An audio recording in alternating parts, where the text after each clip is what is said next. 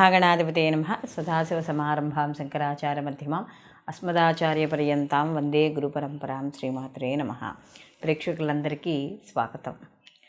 రవి కుజుల యొక్క కలయిక అంటే ఒకే రాశిలోకి రవి కుజులు ఇద్దరూ కూడా సంచారం చేయడం అనేది జరుగుతోంది.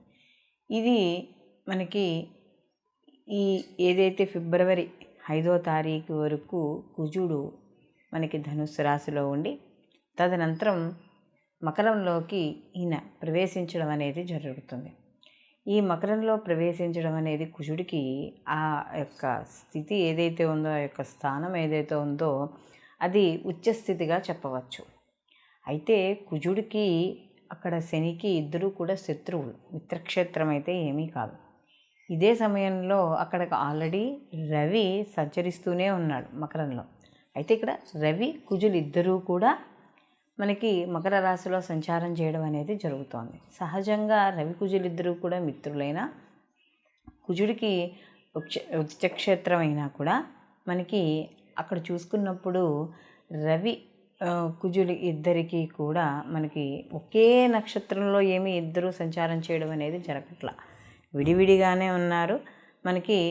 కానీ ఒకే రాశిలో అంటే వాళ్ళకి ఇప్పుడు కుజుడు వేరే నక్షత్రంలో సంచారం చేస్తుంటే రవి వేరే నక్షత్రంలో సంచారం చేయడం అనేది జరుగుతుంది. కానీ ఇద్దరూ ఒకే నక్షత్రం మీద అయితే సంచారం అనేది జరగట్లేదు, కానీ ఒకే రాశిలో ఉన్నారు, శత్రుక్షేత్రంలో ఉన్నారు. కాబట్టి కాస్త ఫలితాలు ఎలా ఉంటాయనేది తెలుసుకునే ముందర అసలు కారకత్వాలు కానీ చూసుకుంటే రవి ఆత్మకారకుడు, అంటే తండ్రికి సంబంధించిన వాడు. అలాగే రవి గవర్నమెంట్ ఉద్యోగస్తులు, రాజకీయాలు, ఎక్కువగా విల్ పవర్ అంటే ఏదైనా ఒక క్రమబద్ధీకరణ, ఒక పని చేయాలన్నప్పుడు ఒక రకమైన ఏదో రకంగానే ఆ పనిని సమయానికి చేసుకోవడం. అలాగే అహంకారం, మామూలుగా మనం చూసుకున్నప్పుడు కూడా జ్యోతిష శాస్త్రంలో రవిని రాజుగా చెప్పడం అనేది జరుగుతుంది. అలాగే ఇక్కడ కుజుడు కానీ చూసుకున్నప్పుడు సైన్యాధ్యక్షుడు, అంటే రవి ఏదైతే ఆర్డర్ వేస్తాడో దాన్ని కుజుడు ఇంప్లిమెంట్ చేస్తాడు. కాబట్టి సహజంగా ఈ యొక్క కుజుడు సైన్యాధ్యక్షుడు కాబట్టి ఎక్కువగా కోపము, క్రోధము, అలాగే యుద్ధానికి సంసిద్ధమైన వాడిలా ఎప్పుడు ఉండడము, ఇలాంటివన్నీ కూడా కనబడుతూ ఉంటాయి. అలాగే ఈ రెండు కూడా మనం చూసుకున్నప్పుడు ఈ యొక్క రవి కుజులు ఇద్దరూ కూడా అగ్నితత్వానికి సంబంధించిన వాళ్ళు. అంటే ఇద్దరూ కూడా చాలా వేడిగా, అంటే అగ్నితత్వానికి సంబంధించినప్పుడు ఎలా ఉంటాయంటే ఎప్పుడు కూడా ఒక అహంకారం, ఒక దర్పము ఇలా ఉండడం అనేది జరుగుతుంది. అలాంటి గ్రహాలు రెండు కూడా ఇక్కడ మనకి ఏమవుతున్నాయి అంటే ఈ యొక్క మకర రాశిలో సంచారం అనేది జరుగుతుంది. కాబట్టి మనకి ఈ సహజంగా ఈ రవి కుజులు ఇద్దరూ కూడా కలిసినప్పుడు ఎలా ఉంటుంది అంటే కుజుడు భూకారకుడు, అలాగే రవి అగ్నితత్వానికి సంబంధించిన వాడు, గవర్నమెంట్, రాజకీయాలు ఇలాంటివి. కాబట్టి ఎక్కువగా యుద్ధాలు, యాక్సిడెంట్లు, అగ్ని ప్రమాదాలు లేదా భూకంపాలు ఇలాంటివన్నీ కూడా జరిగే అవకాశం అనేది ఎక్కువగా కనబడుతుంది. అంటే అలాంటి ఛాయలు కాస్త ఎక్కువగా కనిపిస్తాయి. కాబట్టి ఈ సమయంలో అంటే ఈ కుజురవులిద్దరూ ఏదైతే ఉన్నారో ఈ నిడివి ఈ 8 రోజులు, అంటే ఇంచుమించు మనకి ఈ ఫిబ్రవరి 6వ తారీఖు నుండి మనకి ఫిబ్రవరి 14వ తారీఖు వరకు ఈ యొక్క వీళ్ళు ఏదైతే నిడివి ఉందో ఈ సమయంలో ఎటువంటి ఫలితాలు ఉంటాయి ఈ యొక్క ద్వాదశ రాశుల వారికి అనే విషయాన్ని తెలుసుకుందాం. కుంభరాశి వాళ్ళకి కానీ చూసుకుంటున్నప్పుడు వ్యయస్థానంలో రవి కుజుల యొక్క కలయిక. అందులో నిజం చెప్పాలంటే ఈ యొక్క రవి కుజుల యొక్క కలయిక వ్యయస్థానంలో జరిగినప్పుడు కొంత వ్యతిరేక ఫలితాలు ఉండడం అనేది జరుగుతుంది. సహజంగానే వీళ్ళకి ఏలినాటి శని యొక్క ప్రభావం అనేది నడుస్తోంది. అందులో జన్మలో వీళ్ళకి శని భగవానుడి యొక్క సంచారము ఇదంతా కొంత వ్యతిరేక ఫలితాలను ఇవ్వడం అనేది కూడా జరుగుతుంది. అందులో వ్యయస్థానాధిపతి కూడా శని అయ్యాడు. అందులో 2 ఇక్కడ మనకి శత్రు గ్రహాలు అనేవి ఇక్కడ కలయిక అనేది జరుగుతోంది.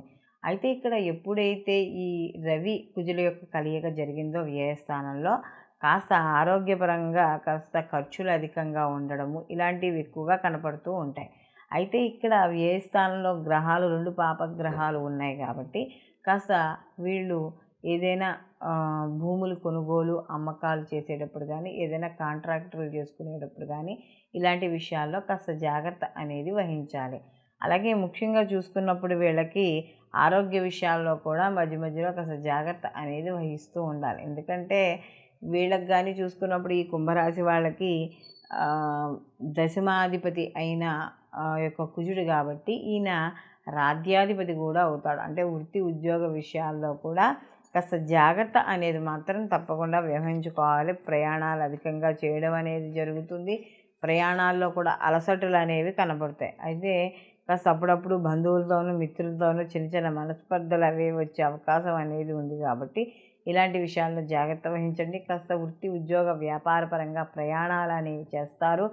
అలాగే వీళ్ళకి ముఖ్యంగా చూసుకున్నప్పుడు ఎక్కువగా వీళ్ళకి ధనపరంగా కూడా ఎక్కువగా నష్టమో లేకపోతే ఖర్చు అంటే ఎక్కువగా ఉండడం అనేది ఈ కుంభరాశి వాళ్ళకి జరుగుతుంది. అందులోనూ వీళ్ళకి ఏనాటి శని యొక్క ప్రభావం కూడా అధికంగా ఉంది. కాబట్టి ఇలాంటి విషయాల్లో కూడా వీళ్ళకి కాస్త ఆచితూచి అంటే ఏదైనా ఒక వ్యవహారం ఏదైనా ఒక పని ఏదైనా కొత్త పని చేపట్టేటప్పుడు కానీ ఇలాంటి విషయాల్లో కాస్త జాగ్రత్త వహించండి. అలాగే ఆర్థికపరమైన విషయాల్లో కూడా వీళ్ళకి సామాన్యంగా ఉండడం అనేది జరుగుతోంది.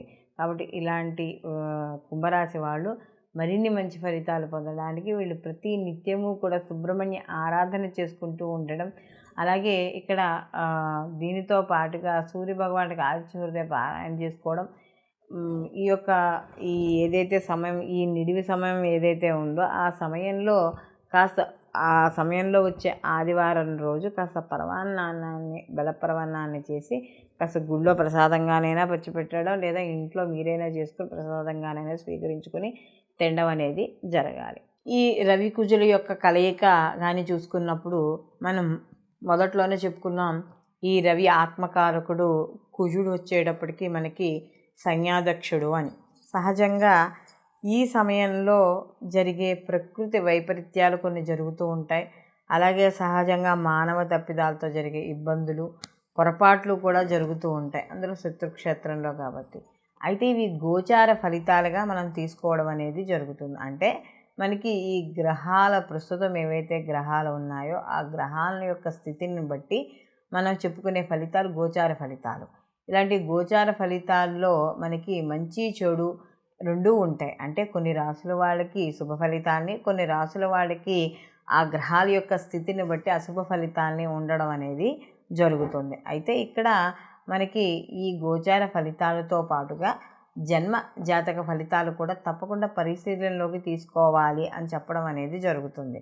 ఎందుకంటే మనకి ఈ గోచార ఫలితాలు కేవలం మనకి ఏదైనా కొంతవరకు సూచన ఇవ్వడం అనేది జరుగుతుంది. అంటే ఈ సమయంలో ఈ పని చెయ్యి, ఈ సమయంలో ఈ పని చెయ్యొద్దు, దీనివల్ల నష్టం జరుగుతుంది, దీనివల్ల లాభం జరుగుతుంది అని గోచార ఫలితాలు కానీ జన్మజాతక ఫలితాలు కానీ చెప్పేది ఒకటే.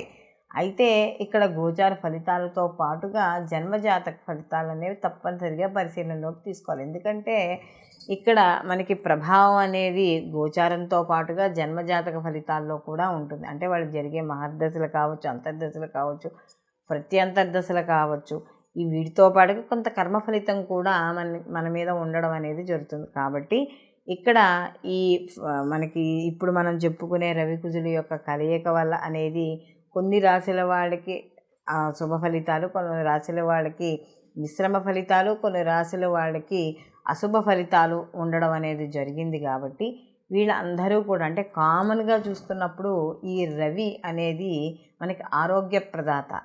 అలాగే మనకి ఈ యొక్క గవర్నమెంట్ ఉద్యోగాలు కావచ్చు, రాజకీయ నాయకులు కావచ్చు, ఏదైనా సరే ముఖ్యంగా మెయిన్ కాన్సెప్ట్ తీసుకున్నప్పుడు ఆరోగ్యకారకుడు. అలాగే కుజుడు కూడా కొంత తన యొక్క ఏదైతే ఈ యొక్క యుద్ధ రంగానికి దానికి సంబంధించిన వాడు, దానికి సంబంధించిన వాడు.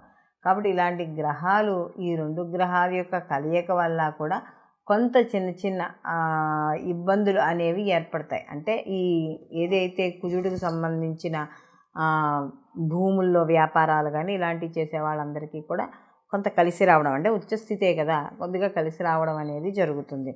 కాబట్టి మనము ఈ గోచార ఫలితాలతో పాటు జన్మజాతక ఫలితాలు కూడా అందుకనే పూర్తిగా ఎప్పుడైతే తెలుస్తాయో దాన్ని బట్టి మనకి శుభ ఫలితాలు అంటే ఆ వ్యక్తి జాతకస్తుడు ఎవరైతే ఉన్నాడో ఆ జాతకస్తుడు ఆ సంపూర్ణ ఫలితాన్ని పొందడం, అందులోనూ ఇండివిజువల్ జాతకం చూపించుకున్నప్పుడు ఏమవుతుంది అంటే ఈ గోచారము మరియు ఈ యొక్క జన్మ జాతకము రెండు క్లబ్ చేసి చూడడం వల్ల జ్యోతిష్యుడు మీకు కరెక్ట్ రెమెడీ చెప్పడం అనేది జరుగుతుంది. అంటే కరెక్ట్గా పరిష్కార మార్గాలు చెప్పడం ద్వారా మీరు ఏవైతే ప్రయత్నాలు చేస్తున్నారో కార్యక్రమాల కోసం అవన్నీ సరియైన సమయానికి మీరు పొందడం అనేది జరుగుతుంది.